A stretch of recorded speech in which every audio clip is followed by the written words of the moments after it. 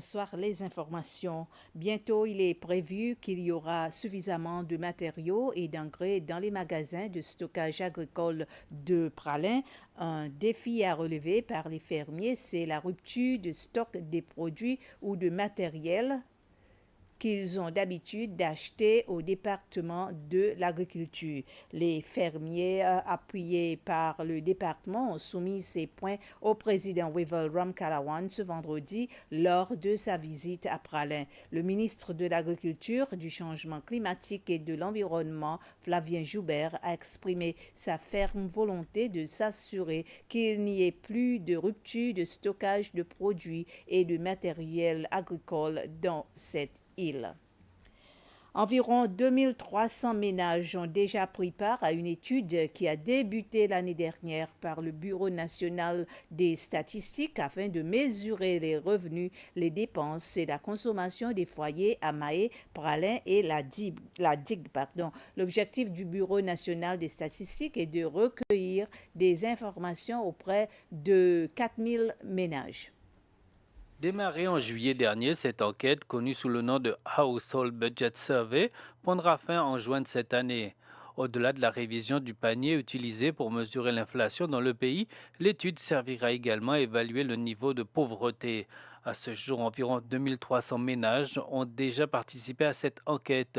L'objectif fixé par le Bureau des statistiques est d'analyser les revenus, les dépenses et la consommation de 4000 ménages répartis sur Mahé, Pralin et la digue. Cette enquête budgétaire des ménages est réalisée tous les 5 ans. La dernière édition menée en 2018 avait permis de revoir les indicateurs de pauvreté du pays.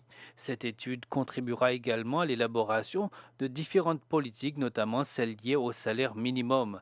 Chaque mois, les ménages participants doivent noter leurs dépenses dans un carnet et remplir un questionnaire détaillé.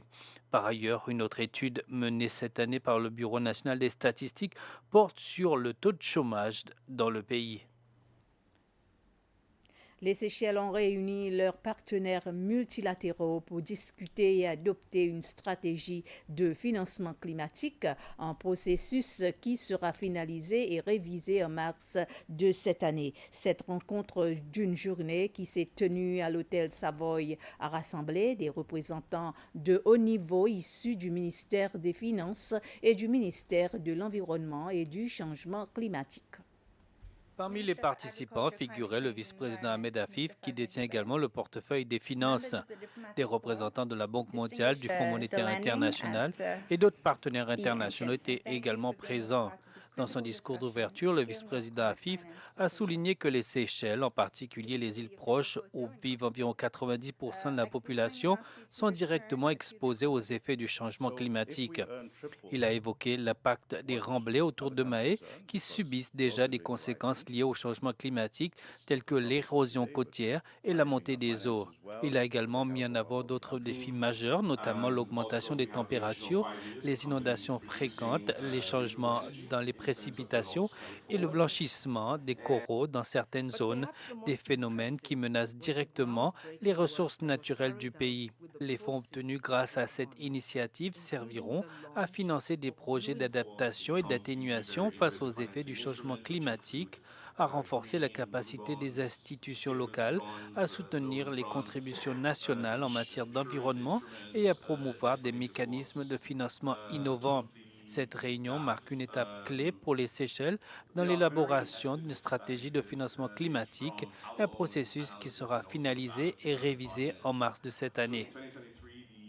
Le directeur général de la Citizens Engagement Platform Seychelles, Alvin Lawrence, espère que le discours sur l'état de la nation accordera une attention égale aux trois branches du gouvernement ainsi qu'aux soins aux personnes âgées. Puisque c'est une année électorale, M. Lawrence a déclaré que le discours sur l'état de la nation et la réponse des membres de l'Assemblée nationale ne devraient pas être politiques.